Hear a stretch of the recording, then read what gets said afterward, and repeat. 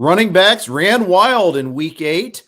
We saw another London game. We saw the Packers with not such a bad performance. That and a whole lot more here on the RotoWire Fantasy Football Top 10 Reactions podcast.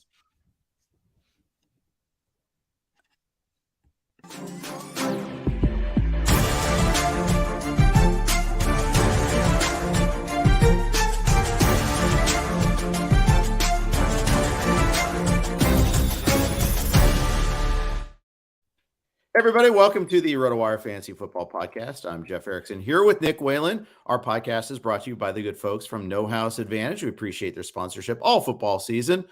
Week 8, we saw some high scoring finally. Earlier in the season, we were talking about how Saquon Barkley was the RB1, but it was the lowest RB1 total in 20 plus years. Yesterday did a lot to cure that, Nick.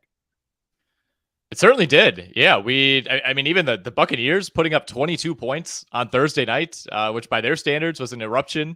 Maybe that should have been a sign of things to come. I mean, even the Denver Broncos got over 20 points in the London Monday game. They still hit their under, though. I noticed that. Sure did. I was tracking that. The Jags were more than happy to make sure that happened. But yeah, Panthers Falcons was a high scoring game. I mean, the Cowboys, it felt like had a chance to put up 50 if they really wanted to. On the Chicago Bears, Cardinals, Vikings was back and forth. Miami, Detroit, a lot of fun games this weekend, and looking forward to breaking them all down. Yeah, I am too. Let's just get right into it. We'll start with the Thursday game. The Baltimore completely dominating the second half of this one. Pulling away from the Bucs. The Bucs got that late touchdown to make it look like it was a better game than it was. 27-22. The Ravens, they just ran some more in that second half. I remember with the Bucs, you never started your running backs against them unless it was like the top 5 running back. That's no longer the case anymore. Oh, this defense, there are some injuries that they had some more key injuries in this game, but this is not a good defense whatsoever. And I actually thought, we were doing our radio show during the first half of this game on Thursday night. I thought Tampa Bay came out with more energy than it has in recent weeks and got off to a pretty good start. They end up muffing a punt after forcing a quick 4-and-out on the Baltimore Ravens first possession. I think that maybe sapped a little bit of momentum, but they were able to get a stop there, hold the Ravens to 3. They put together, really nice back-to-back scoring drives. And then after that, it was back to the same old Bucs, punt, punt, punt, punt, punt, 5 straight punt drives. And all of a sudden, you're into the fourth quarter. And like you said, Baltimore, we saw 2 different game plans. I mean, the Ravens were throwing the ball maybe a little too much, it felt like, in the first half. Second half, felt like they got back to what they know and end up racking up over 230 rushing yards as a team on the Buccaneers. And at some point to me, I wouldn't say the Buccaneers defense gave up, but those final 2 or 3 drives of the game for Baltimore, it felt like they were gashing that defense for long runs left and right. Yeah, I mean, Kenyon Drake finishing him off with that 40-yard run at the end. I mean, that was just a very tired defense. You look at them and you just see that they're on the field constantly. But it was kind of they had themselves to blame a little bit because the defense wasn't stopping Baltimore at all. It's just they were on the field a lot in part because they couldn't stop them. 38 minutes to 38 and a half to 21 and a half in time of possession. Sometimes time of possession is an overrated stat because sometimes that means the team is catching up. The other team is scoring quickly. Obviously, that's not the case here. The Bucs got the passing yards, but they also, Brady was sacked and pressured a lot. He didn't get picked in this one. There's a lot of short passes, a lot of underneath. Baltimore even had 100 yards of penalties to kind of help out a little bit there. Still, it wasn't enough. Rough time in Tampa. They're 3-5 now. Still tied for first in the NFC South. Someone's got to win that division. No. I'm sorry. I lied. They're not tied for first. The Falcons are in first. We'll get to that. I'm already making mistakes. First mistake of the podcast, knowingly. There'll be more. But a couple other things from this. Andrews got hurt. Bateman got hurt. Edwards got hurt. We don't know if any of them are going to play this week. They play the Monday night game, and then they have a bye after that. So we're going to have a lot to watch for there. Kenyon Drake, 31% rostered in Yahoo leagues. We're back on that train again, maybe. Ugh, gross. It's frustrating, but, everybody was running the ball well. Justice Hill ran it well. Drake ran it well. Edwards was looking really good before that hamstring injury late, but he was dealing with that in practice too. Yeah, it felt like that almost complicated things more. The fact that, all of those guys were running well in the second half, especially. It's like, the last thing we need is Kenyon Drake reinserting himself into this discussion. And like you said, I think it's going to be really frustrating for 1 week. We got 6 teams on bye in week 9. So you're going to be scrambling in one league or another. That's for sure. Yeah. And I'm sure I'll find myself throwing in a bid on Kenyon Drake. I'm not going to feel good about it. But 2 of the last 3 weeks, he's ran really well. And I think this Baltimore team and this offensive line at least seems to be turning somewhat of a corner. I mean, early on, they were so reliant on Lamar Jackson. It felt like he was the only guy on the team who could run the ball. And that's changed over the last couple of weeks. I didn't think, Lamar was not super sharp in this game, especially early on. Baltimore had the failed 4th down conversion deep in Buccaneers territory near the end of the second quarter. That felt like a potential pivot point. But honestly, I mean, this Tampa Bay offense, you just no faith. No faith, Nope. right? It seems like they're trotting out onto the field knowing that they're going to go 3 and out. It's not what you're used to seeing with Tom Brady, who, as you mentioned, did not get picked off in this game. Could have been picked off probably 4 times. A lot of throws that were just well off target, not the type of throws you're used to seeing from Tom Brady. But it's astonishing to watch. This much talent: Mike Evans, right. Chris Godwin. We kind of been comparing the Bucs and the Packers, 2 teams that have struggled on offense with aging quarterbacks. At least with Green Bay, you could say, look, it's Samari Toure and Romeo Doubs. It's not Mike Evans and Chris Godwin who you can't get anything going with. Yeah, that's right. That's absolutely right there. The Bucs, they get a home game against the Rams. That won't be easy, especially as the Rams are going to be a pretty desperate team right now. And Baltimore, as we alluded to, is playing the Monday night game at New Orleans. By the way, weird schedule next week. There's 6 teams on bye, so you're going to get a little bit of a split, but there are 8 early games, 2 games in the afternoon only. It's just, I can hear, my buddy Kevin Payne railing about this schedule here. Let's have some balance here. Only 2 teams, and one's at 105, one's at 125. You're going to have all these dead spots in red zone. It's just brutal. I think the NFL really wanted to kind of isolate this Rams-Bucs game when they put the schedule together, thinking that this would be a huge, marquee maybe matchup. These teams are like 6-2. Yeah. And unfortunately, some of the luster has worn off that game. But it's going to be a fun matchup nonetheless, because, the Rams are also in that bucket of teams like Green Bay and Tampa who have wildly disappointed. They're coming off of another tough loss this past week after a bye.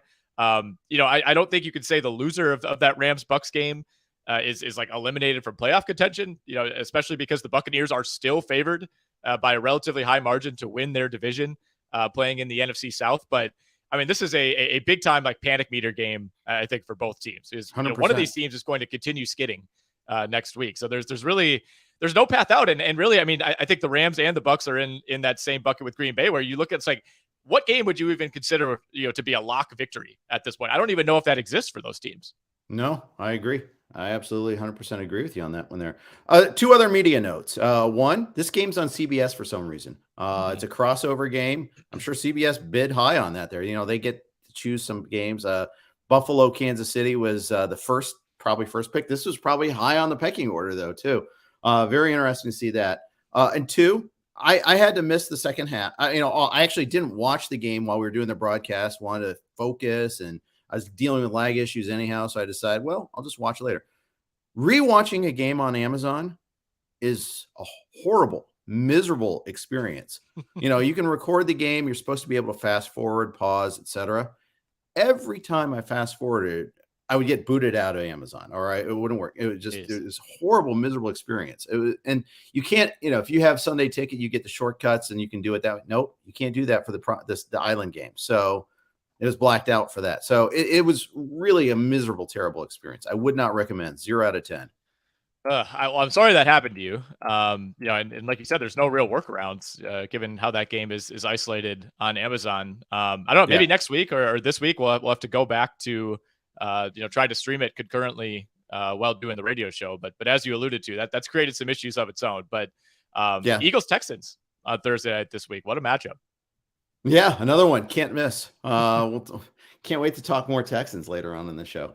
All right, let's move on to the next game on our list. Let's go. Unfortunately, we have to talk Jaguars. Get it. Do we have to talk Jaguars? I don't know. Maybe this is the what week point we can just time did you know what was going to happen, Nick? That's a really good question. I would say probably right around the time that Trevor Lawrence threw the goal line pick. That was kind of when I started doing my rounds, and kind of started texting my buddies like, "Yep, just want to let you guys know, give you a little tip here. If you could live bet the Broncos, I would do that right now." There's usually an inflection point like that in every Jaguars game, and that felt like the one. This was. It felt like they played the same game now like 4 weeks in a row.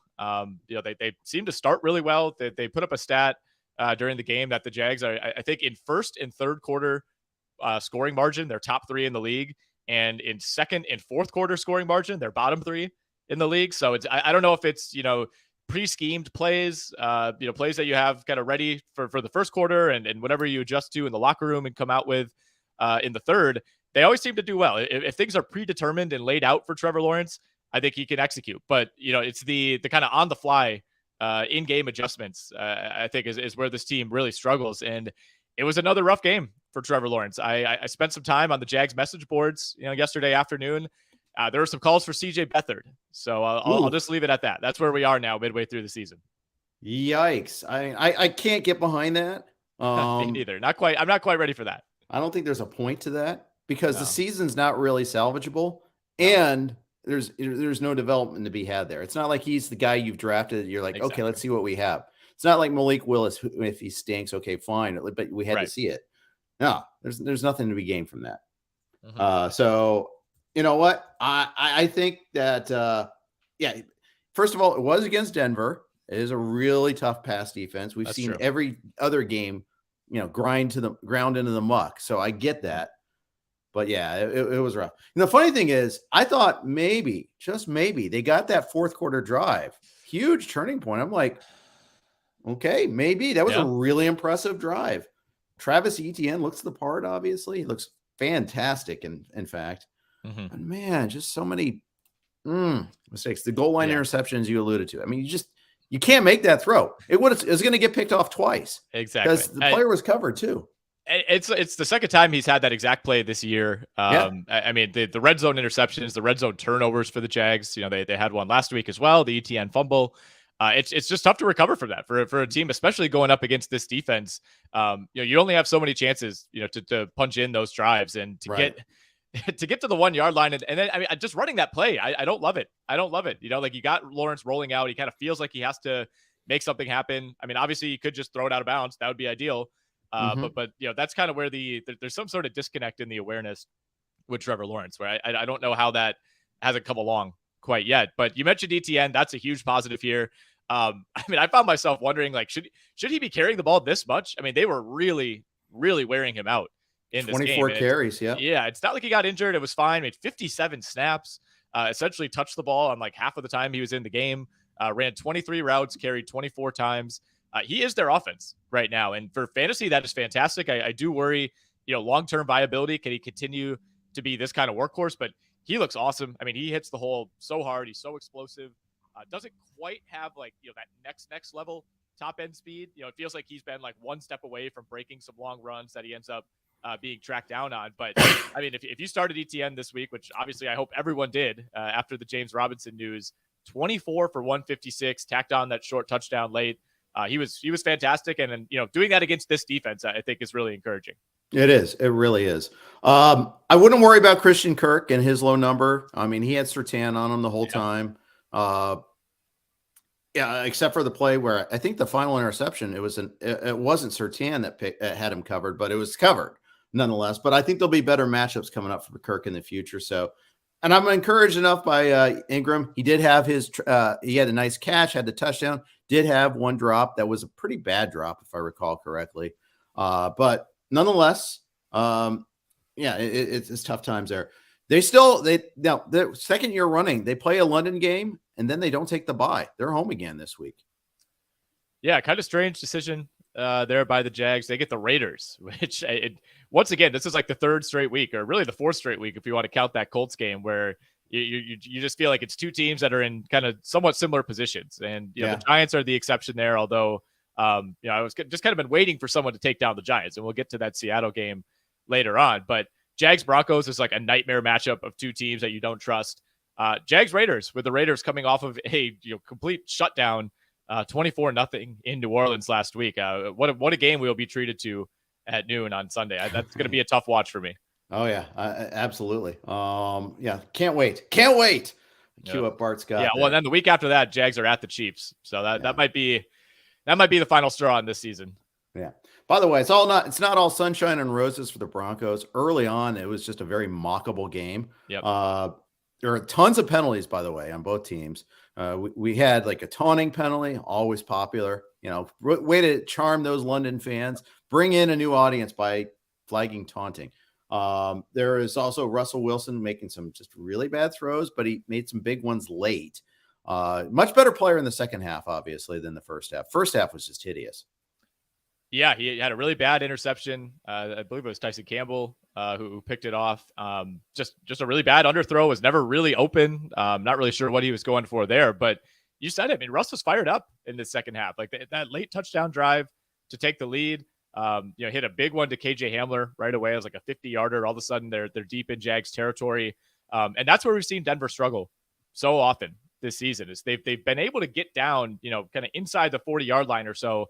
And that's when things go crazy. So I think for Denver to finish off that drive, they left, I thought, potentially too much time for the Jags. Of course, Trevor Lawrence came out and immediately threw a pick to end the game. So that was no big deal. But I think if you're Denver, like I'm watching that game thinking like, do they want to take more time off? Should they kind of run it down? I think if you're the Broncos, you're just like, look, we have had so much trouble scoring in the red zone. We just need to punch this in. We can't be worried about the clock. And that's really how I felt like they finished off that last drive. And I mean, this feels like our season is still somewhat alive win for the Broncos. I'll be interested to see if they do end up selling off any parts before the deadline tomorrow. But I don't know. I mean, you look at the upcoming schedule, you're going into a bye this week, coming off of London. That's great. At Tennessee in 2 weeks, it's not going to be easy. After that, Raiders and Panthers, I think you look at those as winnable games. So it's not over for the Broncos. And to me, it really felt like had they lost this game, and this was some of the messaging from the organization too, with regard to guys like Bradley Chubb, like, had they lost this game, I think they were going to enter our season is over territory as far as how they handled this roster. Right. And they might have left Hackett on the tarmac in London too, for that matter. But it wouldn't be the first time someone's gotten fired after a London game. So, it would, that's something that would have been, I don't know. I would have been amused to see it. Other takeaways. Dulcich looks the real deal. 5 targets, but 4 catches and huge on that one drive. 2 huge plays in a row. Courtland Sutton looked terrible. Missed a block on a screen where he just whiffed on the guy. Had a bad drop later on. Really bad drop. Yeah. Judy looks more connected. Used to be that, Russ would lock in on Sutton. That wasn't the case this week. No, not at all. And like you said, Judy 6 for 63 on 7 targets. Also had the touchdown. Excuse me. They kind of got him involved on a creative kind of reverse toss type of play, which you haven't really seen from this offense quite yet. And Judy had some comments that he wanted to be more involved. So good to see that they're making that effort. You still hear his name tossed around in trade conversations. I don't really see the Broncos parting ways with him. I think this is far from an Elijah Moore type of situation. So I'd be pretty surprised, barring some sort of Godfather offer, if they part ways with Judy before tomorrow. Yeah, I never got that talk, to be honest with you. I understand, they have an inflection point, a contract at some point in time, but coming up in the near future. But I still think he's too valuable. I would not be looking to trade him. I'd be looking to build around him. Our sponsor is No House Advantage. No House Advantage is changing the game by offering the most dynamic fantasy sports platform available today. Play and pick 'em contests versus other people for the shot at winning big cash prizes. Download the app, choose a contest, select your player props, earn points for correct picks, and climb the leaderboard for your shot at hundreds of thousands of dollars every week. You can also test your skills versus the house and 20 times your entry if you hit all your picks. Bet on up to 5 player prop over-unders or individual player matchups across every major sports league, including NFL, NBA, MLB, PGA, MMA, and NASCAR. Sign up now with promo code NHAWIRE. That's NHAWIRE at nohouseadvantage.com, or download the app on the app stores to get a first deposit match up to $25. Make sure to check out No House Advantage today and experience daily fantasy sports redefined, because it's not just how you play, it's also where you play. You won't want to miss out on this. All right, we're breaking down week 8. Nick Whalen and I here. Let's talk about one of the fun games of the week. It was a fun, dumb, bad game, but it was super fun. Carolina, Atlanta. This game was over 17 different ways. It sure felt like it. It certainly felt like it. As soon as DJ Moore ripped that helmet off, you knew that call was coming. You see it like once every couple of years. It feels like we get something like this. And you knew for a fact, I think everybody watching is like, there is no way he is making this extra point after that penalty. Yeah. There's some sort of like karma that comes into play there. But I mean, Carolina should have won this game. You could also make the argument that Atlanta should have won this game like 4 different times before it even came down to that final play. I mean, Carolina gets the ball back with like 35 seconds left in the game, down by 6 at that point. Of course, you give up a 62-yard pass to DJ Moore for that touchdown. That was like the longest air yard pass, completed pass, I should say, in the NFL Next Gen Stats era. Right. So it's like 76 yards throw. in the air, right? Yeah. Unbelievable throw by PJ Walker. Unbelievable catch by DJ Moore. Can't do that taking your helmet off. I don't love that rule. I don't think anybody does, but stupid rule. Obviously you understand it. And then, I mean, even in overtime, Atlanta wins the toss. You feel like, okay, they're going to put this to bed. They'll at least get a score here. End up throwing an interception pretty deep in their own territory. Carolina misses another kick. And then finally, Younghoe Koo puts the Panthers out of their misery. But super, super fun game. And I think this kind of echoes the belief that we hit on last week that, I think Atlanta was a 4.5 point favorite. I just don't think there's that big of a difference between these two teams. And especially with the way that D'Onta Foreman is running for Carolina. I mean, obviously he's not Christian McCaffrey, but it doesn't feel like there's been this dramatic drop off for them. No, not at all. In fact, I mean, they've looked better offensively the last 2 weeks. I mean, PJ Walker for a while struggled, but man, I mean, that throw, Baker Mayfield does not make that throw. Sam Darnold does not make that throw. First of all, neither of them get out of the pocket to be able to buy that time to be able to do it in the first place, let alone have the arm strength to get it that distance there and perfectly in stride. Mm-hmm. I mean, that was just and what, by the way, what the heck are the Atlanta DBs doing on that play is another thing. We saw that a couple times. We saw that in the Colts game as well. Stephon Gilmore allowing McLaurin to get behind him. Yeah. You have one job. You have one job in that scenario. And, as we sit here full disclosure for everyone listening, I have not played in the NFL. I just want to make sure that we're clear on that. But it's obvious in this situation. Like a field goal doesn't hurt you. It doesn't matter. Give up, let them catch that ball at the 30-yard line and try to, get some rack yardage. Like the only thing that hurts you there is a touchdown. Yeah. Touchdown or some sort of PI or anything like that. Yeah. Crazy sequence there. DJ Moore's drop on 4th down before that was crazy. I guess it was like a micro tip before that, but still it hit him in the chest. Should have caught it. And then you thought the game was over then. Atlanta didn't ultimately not getting the first down, settling for the field goal, the dreaded up 6. We've seen it where the other team knows they have to score a touchdown, so they play accordingly. You see that happen all the time. And, Pinheiro, I'm sorry. Yes, there was karma, but 48 yards in the NFL in a dome, make the damn kick. And then, of course, in overtime, 34 yards. That's an extra point, a normal extra point. He missed that too, badly. Wasn't even close. Yeah. Yeah, the second one, I mean, that's really, kind of getting the redemption arc, much closer field goal, like you said. I did not expect him to miss that one. I'll say that. You kind of had a feeling with the, with the excessive celebration that maybe that miss was coming in regulation, but I thought he would bounce back. Like you said, in a dome, that you really don't have to worry about the elements whatsoever. But it's just been that kind of year for the Carolina Panthers, finding ways to lose these games. In terms of fantasy, I mean, Foreman, I think, is by far the biggest story. 26 for 118 and 3 touchdowns. Really glad that I left him on the bench in one league. Oh, no. Taylor, who had 5 fantasy points, I think, this week, was awful. Lost a key fumble that contributed to that loss for Indianapolis. He's just been horrific this year. DJ Moore, 2 best weeks of the season, back-to-back. This was easily his best fantasy game, 6 for 152. Obviously, that 62-yarder doing a lot of the heavy lifting, but even before that, had 5 for 90 on 10 targets, which a lot better than what we were seing from him when Baker Mayfield was under center. Yeah. Early in the 4th quarter, it was like 2 for 40, and then he caught fire, and it was just a completely different setup there. Yeah. We saw we saw Kyle Pitts. He exists. Yeah. 5 for 80. Had the touchdown early and had a big 33-yard reception to help set up a score. Damiere Byrd, 2 weeks in a row, exists.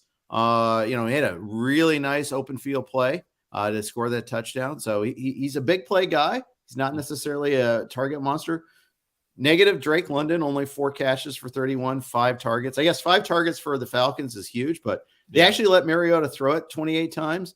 He did get picked off twice. Should have lost the game on that second pick. It was a downfield throw, but it was short. It was covered the whole time, and it was returned like 50 yards. That was the big thing on that one there, too. Yeah, that should have been the killer. 9 times out of 10, at least that ends the game. That was a terrible throw by Mariota, and I believe it was CJ Henderson, ex-Jag, on the pick there. The running back situation remains kind of a mess for Atlanta. Algier and Huntley. We saw Algier almost double up Huntley in terms of snaps, 40-24. But Caleb Huntley getting the bulk of the carries. That was 16-14. It feels to me like they kind of want Algier to be more of the guy, but to me it was Huntley who ran better. He was the one ripping off some of those long yard runs, in the second half. Yeah, that's right. He was far more effective. Algier was only one of the 2 backs used in the passing game. However, he scored the touchdown on the screen. That was a nice little run off the pass there. The thing though is Cordell Patterson comes back next week probably. It's pointing towards that. So it's going to be a nice muddled mess for us there. Yeah, not looking forward to that necessarily. This is a team that's still, I believe a couple weeks away from their bye. If they already had their bye, am I completely missing this? No, they have a late bye. They have a week 14 bye. Okay, so that's going to be a whole nother. Weird to even go that late in the season with buys. Week 14, it's crazy. My goodness. I thought it was just like my schedule was glitching out here, but the return of Patterson, that further complicates things, and I do feel like I've been fairly impressed with just kind of how Huntley and Algier look. Like they run hard. I think they passed the eye test for me for sure. I'm very interested to see. I think Atlanta's probably, if they really admitted it, maybe a little more competitive than they thought they would be right now. I mean, they have a real chance to win this division with how terrible the Buccaneers have been. So I know early on the messaging was, we don't want to put this all on Cordero Patterson. We got some younger backs we want to work in. I don't know, man. I think at this point, they have to kind of reevaluate and say, we got to make a run for this. Like, even if we don't win the division, we have a legitimate chance to get a wild card spot. So I think Cordero Patterson is going to end up being a huge factor once he's back to 100%. Right.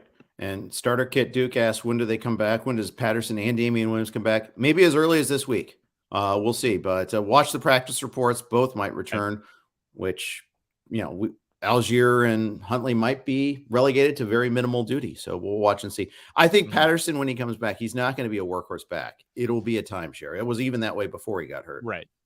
Yeah, I mean, he had the 22 carries in week 1, which I think kind of sent us off into like, okay, well, we were told this would not be the case. And then it was down to 10 carries the next week, back up to 17 against Seattle, and then he gets hurt against Cleveland. So it has been all over the map. But no, I think you're right. I mean, I think Algier and Huntley have ran well enough that there's really going to be no need to pound Cordero Patterson that much. Even if I think he's easily the most dynamic, the most adaptable of those 3, but I don't think it's like this massive gap just in terms of overall running ability. So yeah, I think you're right about that. And I think you're also right that there's a pretty good chance we see him in week 9. I mean, he posted a video on Instagram like 2 weeks ago, looked to be running at close to full speed at that point. We haven't gotten a real update since then, but doesn't appear to have suffered any sort of setbacks. No, I don't think so. So we'll watch and see. I think we'll see him back this week. Atlanta hosts the Chargers. Good matchup to run the ball. Carolina is at Cincinnati next week. Bears, Cowboys, 49-29 Cowboys. And it really wasn't that close. Well, it was in the third quarter. It was at times, yeah. Yeah, it was all over the place. I mean, at first it looked like Dallas might just completely run away with this game. They're up 28-7 relatively early in the second quarter. And credit to Chicago, finding a way. They scored 10 unanswered to end the first half, got a little bit of momentum. They pick off Dak and then get a field goal, and then come out and both teams go 3 and out to begin the second half, and then Chicago marches down. Gets a penalty that certainly helps, and all of a sudden it's a 5-point game. And to me, it felt like that was really the point where you say, okay, I mean, it's Dak Prescott. If he's back, he finds a way to lead a scoring drive. This is the Chicago Bears. At the end of the day, you got to fend this off, and that's exactly what they did. All of a sudden it's, they go all the way down, they get the touchdown, then they get a defensive touchdown on a play where there's a fumble. Justin Fields looked like he was just kind of confused. He didn't really touch down Micah Parsons. The defender ends up literally hopping right over him Parsons, good awareness by him, getting up and running that one into the end zone. And at that point, you kind of felt like it was out of reach. But for a while there, I mean, you thought the Chicago Bears were really going to threaten to pull this off. Yeah, they were. And Fields has a lot of heart. He'll make mistakes, and his offensive line is hella bad. Really bad. Just the 2-point conversion. They got to 28-23, and he just got plastered on the 2-point conversion. Yep. It was just like, whoa. I mean, you're like, get rid of it, but like he had no time. He just got crushed on that play. Mm-hmm. Meanwhile, the Bears couldn't stop Tony Pollard. Just could not. 14 for 131, long runs late just to kind of just seal that game away. It was everything kind of worked out offensively for the Cowboys. That fumble by Montgomery was, by Montgomery was huge. Mm-hmm. Game-changing play there. Was it Fields that leapt over Micah Parsons when he recovered it? Yeah. Yeah. And I mean, I thought the broadcast was kind of giving Fields a decent amount of heat, and like, I get it, but it didn't even occur to me in real time. I just kind of assumed he was down. And yeah, you see the replay. Fields definitely did not touch him, did not make an effort to touch him. I don't know if he's still thinking college rules in his mind or what. But again, really good awareness by Micah Parsons to realize that and finish out that play. And nice job by the referees, of course, not blowing that dead as well, because in real time, it was a little more confusing, I think, than it looked after playing it back. But other than that, solid day for Justin Fields. Kind of as we've seen the last few weeks, it feels like he's doing more and more of these. All right, it's 3rd and 13, and he finds a way to scramble for a first down. Early in the year, we didn't see quite as much as that. I think he's become a lot more decisive as a runner. Ended up with 60 rushing yards and a touchdown in this game. It's amazing. He's been sacked 31 times. That's league high in the NFL, which for a mobile quarterback, I mean, that really says a lot about the offensive line. Like, imagine if he had the mobility of like Matt Ryan, he might've been sacked double that by now, because for as many times as he is sacked, there's twice as many where he finds a way to get out of it. Yeah. Although sometimes the counterpoint is they try to make, mobile quarterbacks try to make plays. Michael Vick always used to be high on the sack list. A lot. True. I saw that happen a lot of times because, the Matt Ryan types, theoretically, they're supposed to get rid of the ball quickly, although Matt Ryan didn't do that either. But there was that. But it's a little conundrum there sometimes. Mm-hmm. Khalil Herbert, better than Montgomery. I don't think it's really a debate. I think Herbert has more juice at this point in their careers. I agree. You mentioned the fumble for Montgomery. Maybe that changes things as far as this workload split. It was pretty much even on Sunday, 15 for Montgomery, 16 carries for Khalil Herbert. But yeah, every week, I mean, I still do like Montgomery. To me, it's not like this huge gap, but I think Herbert does have more juice. That's the perfect way to put it. I think he's somebody that if I'm a defense, I'm more worried when Khalil Herbert is in the game, because I feel like he has the potential to break a long run. And we've seen it already a few times. You mentioned Tony Pollard. I mean, he made it look really easy, I thought. I mean, that 54-yard touchdown that essentially, put the cap on this game was really, really impressive. It feels like we've been on this for a long time. Everybody has. I think he is dramatically better than Ezekiel Elliott, especially at creating big plays. Though, of course, after the game, Jerry Jones said, "We go as Ezekiel Elliott goes." So not expecting this necessarily to really change anything as far as what that split looks like when Zeke is healthy. Did you expect him to say anything else, though? Of course not. Of course not. I mean, it is what it is, and Pollard's going to be a big part of it still. And he already is a big part of it, even when Zeke is healthy. People want, they want this. They want the full meal deal. I get it. We all do. But at the same time, maybe Pollard doesn't stay healthy with 20 carries a game. He still only got 14 in this one, for that matter, too. And one reception. So they got a lot of bang for their buck on their plays. That's the other thing. They didn't run a ton of plays. It's just they had big plays, and a defensive touchdown also helps on that as far as that goes. Yeah, I mean, Chicago dramatically won the time of possession battle. So this is a good example of, like what we talked about on the top of the show. Yeah. It didn't really matter. That was not necessarily a good thing that Chicago was possessing the ball all that much. A lot of big plays for Dallas. You tack on a defensive touchdown. You always need something like that, when you have a game where you put up 49 points. My only other fantasy note here, Dalton Schultz kind of reemerging. Had the injury, a couple really down weeks with Cooper Rush. Never felt like they had a whole lot of chemistry, but went 5 for 49 last week against Detroit, caught all 5 of his targets. This week, catches 6 of 7 targets for 74 yards. Was targeted a couple times in the red zone, very easily could have had a touchdown in this game, but I like the direction that he's trending now, kind of repaired up with Dak Prescott. Yeah, for sure. We didn't even know he was going to be able to play. That was one of the things. He was a game time decision in this one here. Cowboys are off next week. The Bears are hosting Miami. Before we move on to the next game, all of our podcasts are hosted on the Blue Wire Network. Here's a couple of their ads. Thank you for your indulgence. We appreciate the Blue Wire Network for hosting all of our podcasts. All right, next game on the list, Miami and Detroit. We talked about this here. Another one of those where bunch of scoring early. Fourth quarter, strangely. I mean, this could have been a mega shootout, but there's no scoring in the fourth quarter. I think there's a couple of failed fourth downs in there. But Miami, I mean, they didn't punt the ball until the fourth quarter. They had the turnovers, I think they gave they had the fumble by Sanders. But for the most part, they were rolling. I mean, Tua just couldn't get stopped. Average almost 11 yards per attempt. That's crazy efficient. We came very close to having points on like the first 10 drives of the game, barring that fumble, which at the time, I mean, it looked like Miami was marching down toward at least a field goal. Yeah. The first 10 drives of this game were touchdown, fumble, touchdown, touchdown, touchdown, touchdown, field goal, field goal, field goal, touchdown. I mean, there was no defense being played whatsoever by either team until late in the game, as you mentioned. And, I was a little skeptical of this over. It was the highest number on the board this past week. I think it was at like 51.5, maybe up to 52 by Sunday morning. And I now look foolish for questioning that because it hit, I think, by the end of the third quarter. But I thought Miami especially would have a little bit more juice on the defensive end. And especially, I mean, obviously they didn't allow a point in the second half, so something changed at halftime. But I was a little discouraged, with how they came out in this game. And I think on the flip side of that too, I was really harping on, Miami. We think of them as this explosive offense. The yardage is there, but the points really haven't been.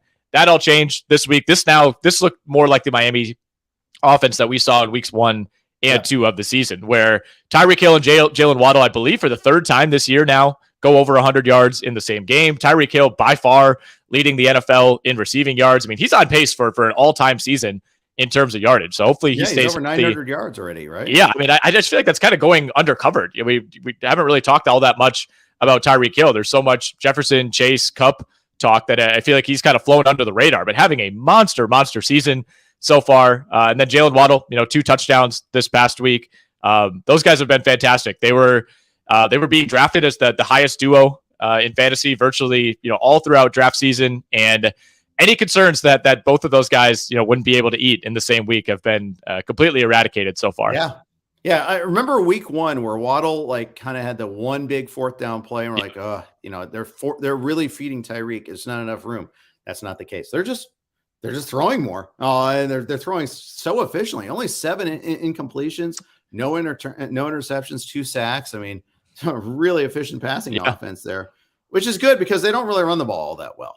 It felt to me watching this game that they would run the ball on first down, get like 2 yards, run or pass on second down, wouldn't go all that well. They kept finding themselves in these third and relatively longs, and they kept converting them over and over and over. It's like there's Tyreek Hill wide open for 15 yards on a 3rd and 8. There's Jalen Waddle crossing the field 20 yards. Miami was 8 of 12 on 3rd down in this game. And again, in the second half especially, it just felt like every single time they needed that conversion, Tua was able to find a guy. He looked great in this game. I mean, we in the wake of this, the Lions have already fired their defensive backs coach. I think this was the final straw for that defense. And sitting at 1-6, man, there was so much optimism around Detroit. Even though through the first 3 or 4 weeks, the win-loss record didn't look that great. But this defense has been abysmal, and it's hard to win games. When you're surrendering that kind of yardage. Tua, almost getting to 400 yards in this game. And as you mentioned, Miami didn't run the ball really well at all. Raheem Mostert had a couple decent carries, but that never really felt like a threat. I mean, Miami did this almost single-handedly through the air. Yeah, exactly. And for that matter, the Lions didn't run the ball all that well. No. DeAndre Swift, 5 carries, 6 yards. He did get the receiving touchdowns, so that salvaged his fantasy day. Jamal Williams had 2 touchdowns, so he had a pretty fine fantasy day. Even when Swift is healthy, Williams is going to play a part. I think that's the big takeaway there. We're gonna see them. By the way, you said they fired. The Lions fired their DB coach. what's next up on the ladder? Defensive coordinator? Or are they going to go all the way to Campbell? I mean, is Campbell's job in jeopardy? This is only year 2. There's a lot of good feels. I mean, they're bad. I think it's a jeopardy. I think, like you said, I think his personality has taken over the narrative. And if he didn't have that personality, I think he would be under a lot more fire. I think the way that he kind of runs this team, it's like he's positioned himself as this like spiritual leader, put it all on the line every single week. It's hard to look at a guy like that and say he's the problem. Like when you clearly see the passion on display, I don't think you want to come down on someone like that. I think it's easier to dismiss a coach who, is kind of grumbles to the media or doesn't really have much of a personality. It's easier to imagine that guy, you say, oh, he's not really doing anything. He's not doing anything right. Like with Dan Campbell, it's clearly not a lack of effort. It's not a lack of preparation, but I don't know if they're just preparing incorrectly or what, but this defense every single week just continues to get rolled over. And then even the offense, I mean, look, 27 points, that's enough to win you a lot of weeks, especially this year in the NFL, but you cannot get blanked in the second half, especially after the way they had it rolling for that entire first half. They scored on every drive in the first half and only had the ball 3 times in the second half. Yep. And I think it could be a lack of talent or it might be a lack of acumen. It's one of the two there, and it's hard to figure out which one it is, but or maybe a little column A and column B. We'll see there. But you know what? You're absolutely right about the personality aspect of it there. The media likes you. Maybe that buys you a little bit of time. But eventually, they'll turn on him too. To me, they're just kind of in the middle. Like they're not this super young team. But they're also not a veteran team either. Like they're not a team that you look at and say, well, let's start over and rebuild. But it's like, what are we really building toward? I think if you're Dan Campbell, it's like, is your pitch, all right, give me Bryce Young and we'll see what we could do next year? Because it feels like that's where Detroit is headed. Like I think a change at quarterback feels like the next step, because I think for a 1-6 team, like I think on paper, there's a lot of talent on this roster. It doesn't to me seem like a job that feels like a 3 to 5 year build anymore. Yeah. Can Bryce Young play DB too? I mean, is he the Shohei of the NFL? If he's not, that might be what they need at this point. Save him. But, well, you spend your last 2 first-round picks on defensive players, right? I mean, Okudah and Aiden Hutchinson. Like it doesn't feel like they're talent deficient necessarily. I think when you say what's the bigger issue, to me, it just seems like coaching and scheme feel like more of a problem, because there are less talented teams in the league that have done a lot more than Detroit has this year. Yeah, I think you're right about that. I thought they played pretty well against the Cowboys. Things fell apart late in that one. I mean, if Williams doesn't fumble at the goal line, they have a 4th quarter lead in that game. Instead, they lost 24-6. But before the bye, they lost to the Pats. The inexcusable defense against the Seahawks, I mean, that was hideous. I mean, this whole thing kind of turned on that collapse against the Vikings, though. They had that game. It was the 3rd quarter against the Vikings is when there was a line of demarcation for this Lions season. Yep, exactly. A line of demarcation in the Arizona-Minnesota game probably was the turnovers for Arizona on this one here. Although the Vikings tried to give it away too with the Cousins fumble, for instance. But this was I thought this was a fun game. I thought this was a pretty entertaining game. I'm looking forward to the rewatch. I was kind of, I was watching along with every other, so I didn't get to see every play, but I thought this was a fun game. Still, Justin Jefferson doesn't score touchdowns though. That's the only thing I get frustrated with a little bit. I mean, he's awesome, and they only infrequently look at him in the red zone. Yeah, it really has been kind of a strange anomaly all year. And I mean, he's still the wide receiver 4 in PPR leagues, and that's with a bye week already. Yep. So he's having a fantastic year. Yardage has not been an issue. Targets have not been an issue at all. He had a couple really tough contested catches in this game that were really impressive. But yeah, it's Johnny Munt and KJ Osborne on the receiving end of Kirk Cousins, 2 touchdowns, both of those short ones. Another nice day for Dalvin Cook. Alexander Mattison got in the end zone as well. Cousins also rushed for a touchdown in this game, a long run by his standards. I think it was close to a 20-yarder. This game to be flipped completely when Greg Dortch muffed a punt late in the game. It was early 4th quarter. Minnesota had just had the fumble, which turned into a go-ahead field goal, a field goal for Arizona that pulled them within 2. They force a quick 3 and out. Feels like momentum is shifting And then Minnesota, ends up taking over at the Arizona 25 and punches that in a few plays later. So that to me, I mean, it's just really tough to come back from a muff like that. We saw a couple of those this week. Yeah. Yeah. Wait till we get to the Giants game. Yeah. And this week, we can't even blame Sky Moore for one of them. He's had 3 of them this year, but he's not one of them this week. Dalvin Cook got his. Madison stole one, though. Johnny Munt stole a touchdown there. But you know what? Can't blame Minnesota. Play worked. I mean, but it is frustrating when you got Jefferson. You want him to get in the end zone there. Adam Thielen got banged up in this game, but he did come back. So something to watch for. If he does show up on the injury report this week, maybe KJ Osborne has a little bit of juice finally. But Osborne scored, but he doesn't get the target share, so it's kind of tough to count on him. Minnesota goes to Washington, and on paper, that should be a pretty decent matchup there. I would think so. Yeah, and I mean, the Thielen situation, going back to that looked like a potential, like, very serious injury at first. It was kind of unclear what happened. He was in really serious pain. And then, watching Red Zone, he kind of flips away to that game. And then, 10 minutes later, he's back out there making a long catch. So, it seemed like maybe something that he thought was more serious at first. I think they diagnosed it as a bruised knee, but great sign that he was able to come back. I think Minnesota has a really good chance to move to 7-1 next week. They've essentially locked up the division at this point, with Green Bay taking another loss last night.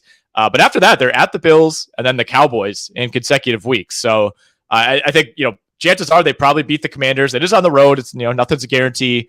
That's for sure. But how they handle those Bills-Cowboys games back-to-back, I think is going to dictate, whether we really do take this team seriously as potentially the second best team in the NFC. Yeah. Yeah. I think I think the Cowboys are in that conversation too. Yep. Interesting that the Eagles have beaten both of them. They got to feel pretty good about themselves about that. Yeah. But we'll talk more about them in a second. But Arizona side, Kyler had a good fantasy day.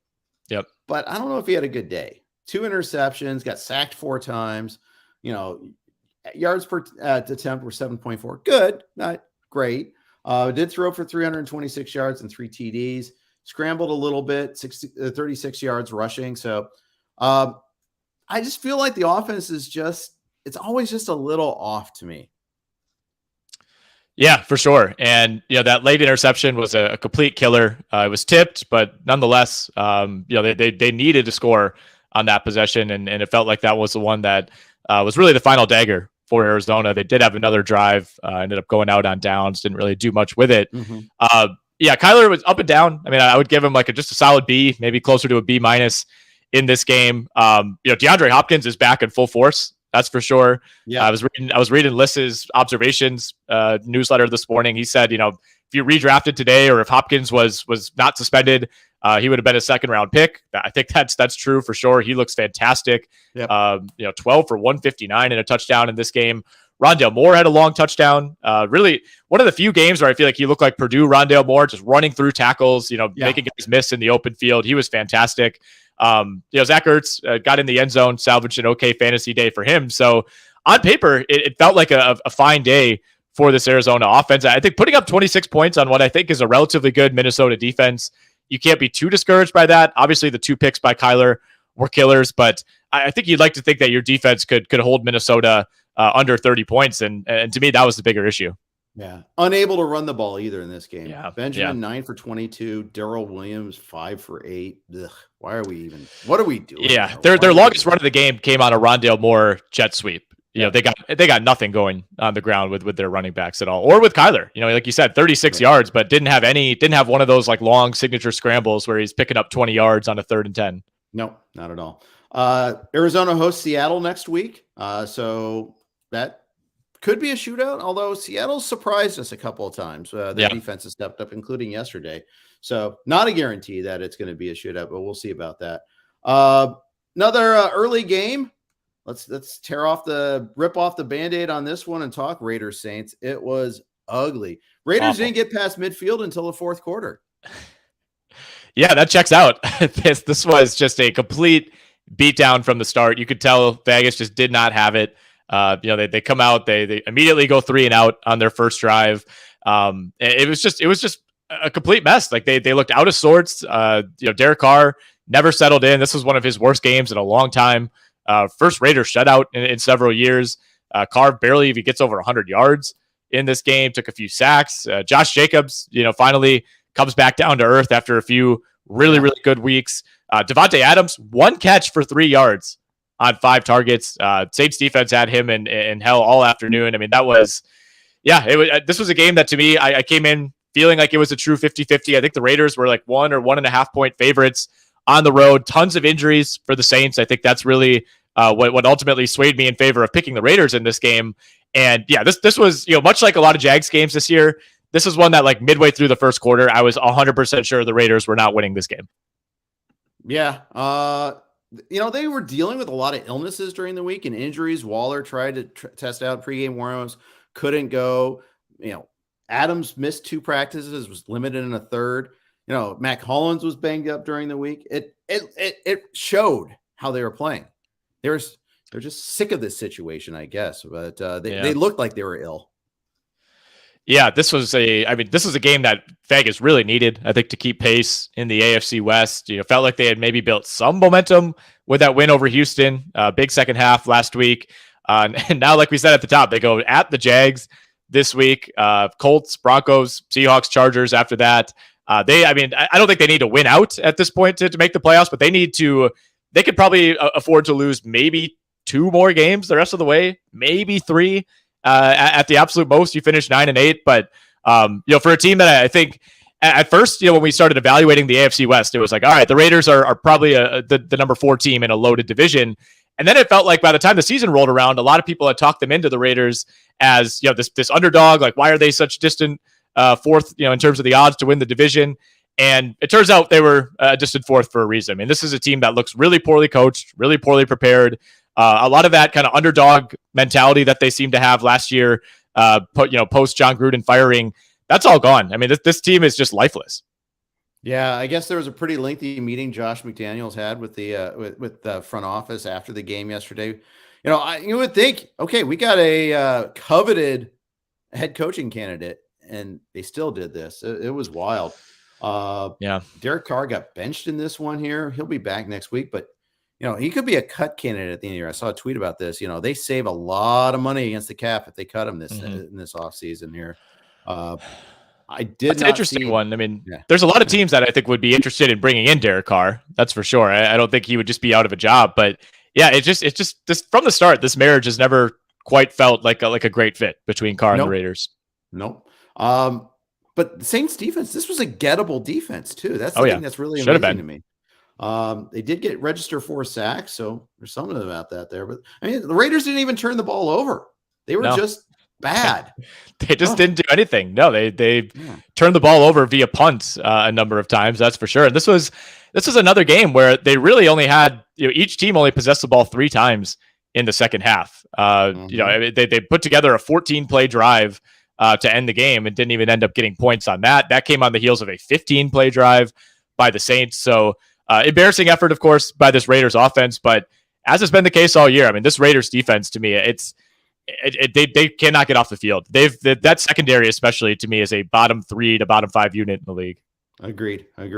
Alvin Kamara got his first 3 touchdowns of the year, 2 of them through the air. 1 rushing touchdown finally. He didn't really kill it running wise. I think I missed that prop, by the way. We were talking about Prize Picks. I think it was 63.5. He ran for 62 yards. I was like, oh yeah, I nailed this when he scored 3 times. Oh, it was all receiving. Never mind. Well, he must have been on the under, I think, for Prize Picks. So that makes sense. But he's now skyrocketed after this week. He's the RB7 on the year in terms of PPR fantasy points per game. So felt like a slow start for Kamara. Obviously didn't get the touchdowns until this week, but could be, depending on like what happens with Josh Jacobs these next couple of weeks, Kamara could be knocking on the door of being a top 5 running back.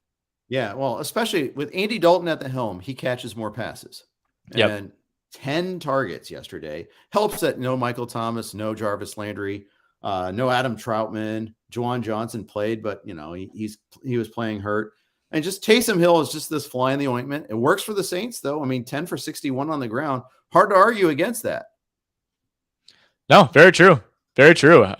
This was, again, I felt like this was a 50-50 game, coming in. And the Saints were just the better prepared team. I think they were the more diverse team. And Andy Dalton has had some kind of high-profile mistakes, certainly last week against Arizona, being at the top of that mountain. But I think this offense has looked just a lot more competent with him compared to Jameis. And we got a small sample with Jameis. He was banged up for a lot of it. I get that.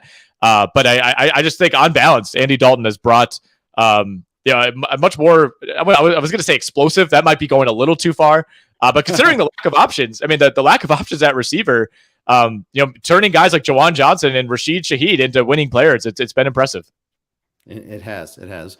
What was not impressive was the performance of Zach Wilson against the Pats. You think 355 yards. Oh, yeah, that's impressive. No, it was so bad. 3 interceptions, all bad ones. Lots of these pointless, like backward scramble, throw it out of bounds plays. 20 for 41. You got the yardage there. But this was an ugly game. And they got the late touchdown to make it 17, but it really was 22-10. It was really a squash most of this game. Ugly performance for the Jets and Zach Wilson.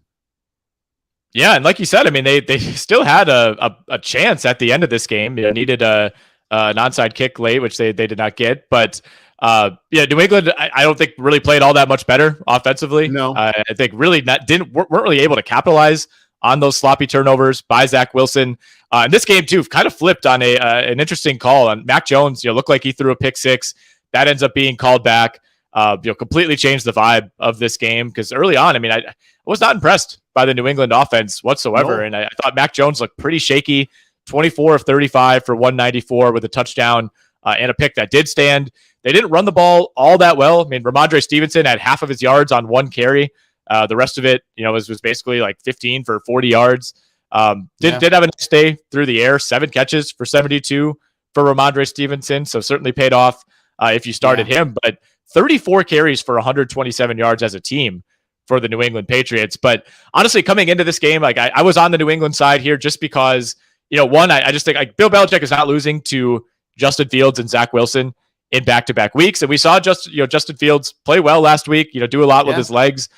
Zach Wilson just doesn't have that quite that next level ability. And, look, Justin Fields is not exactly on pace to be a Hall of Famer himself, but Bill Belichick in matchups against quarterbacks like Zach Wilson, it feels like he never fails. Yeah. Kevin Altman says he looks like 2020 Wentz, Zach Wilson does. And that feels about right. Yeah. Not going to fight you on that. Yeah. It's really awful. Mac Jones though, I mean, they're sticking with them just like the Jets are sticking with their first round pick. I mean, that's the problem when you have a first round pick. There's this, okay, what's best for the long run versus what's best for now tension that you have every single week. And teams owe it to themselves to figure it out because when you're on that rookie contract with the quarterbacks there, I mean, that's the time to find out, get while the getting's good. And these guys have to play. You can't just see it in practice. You need to see it in a game. But this is what you get. And the Jets, they were 5-2 going into this game. It's funny. They're 1-3 at home now. They're 5-3 overall, but 1-3 at home. They've still got a chance to make the playoffs. There's no chance of winning this division, I don't think. Although Buffalo hasn't played either of these two teams yet, but nonetheless, though, it's AFC East. There's 4 viable teams. The Pats are 4-4, but sometimes they look horrible. Sometimes they look like, okay, it's all Belichick's getting him coming around. Don't know what to make out of them either, especially offensively. I think their defense is actually pretty legit.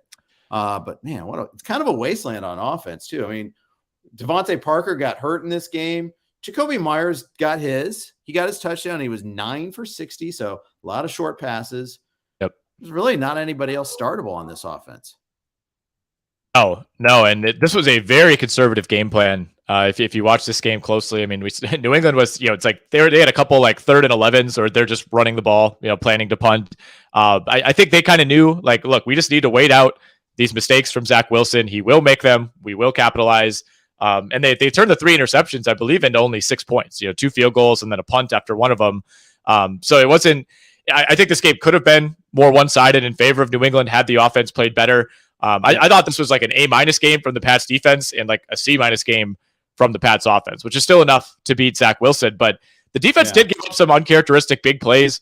Denzel Mims had one late in the game. Garrett Wilson had a big reception. Tyler Conklin got wide open for a touchdown. So I'm with you. I think on balance, this is a very good Pats defense, but last week was a little alarming, and I thought they played okay this week, but it was not a dominant performance. You know who didn't make a big play was Elijah Moore. He was only on the field for 10 snaps. He was, and he let the media know Smith about got it. more snaps. Yeah, he let the media know about it after the game, and this is going to be a really interesting one to monitor before Tuesday afternoon, 4 p.m. Eastern is that trade deadline. And yeah, like you said, Jeff Smith getting more snaps than him. I mean, Braxton Berrios tripling him up in terms of snaps. Wilson and Mims were the big two for the Jets this week, 52 and 44 snaps respectively. They use a lot of tight ends too. Conklin and Uzama both heavily involved as well.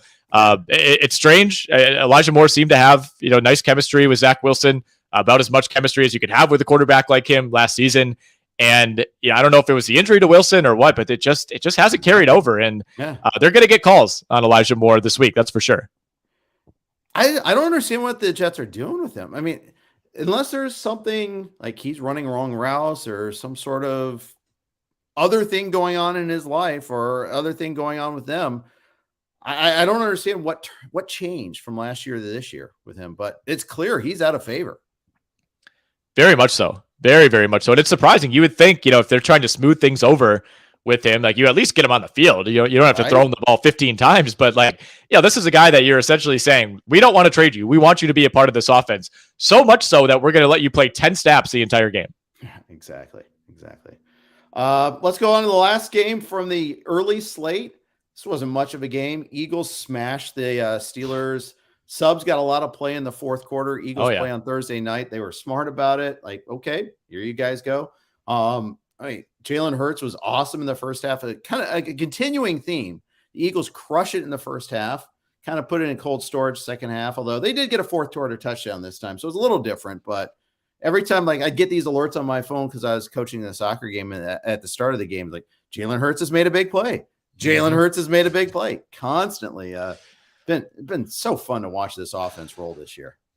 Yeah, this has been a really fun team. They've had a couple games that have been relatively close. The Arizona one being the closest, but it just to me it doesn't. They're like an unflappable team so far. Yeah. Like it never feels like they're panicking. It feels like they always know that they're the team that's in control, that has the better talent. And if they just never seem to be pressing. And they didn't need to obviously in this game. And it was AJ Brown pretty much single-handedly torching the Steelers defense. 3 early touchdowns in this game, goes 6 for 156. 2 of those catches were contested. They were really nice throws by Jalen Hurts, but it was just astonishing how easy AJ Brown made it look, going up over 2 defenders, bringing down these contested balls. I mean, what an addition he's been. A huge game for him. Dallas Goedert had a nice fantasy day as well. We saw Zach Pascal get in the end zone. Not a great day for my DFS lineups that had Devontae Smith. Did have 5 catches. But really, it was the AJ Brown show for the Eagles offense. I was just about to say the only negatives on the Philly side were Devontae Smith and the fact that Hurts got sacked 3 times. Don't want that to happen there. But they'll get they've been dealing with a little injury issues on their offensive line. That'll be something to watch for. But hey, Thursday night, I think they're going to run the ball a ton. We're going to talk about Houston momentarily. Yeah.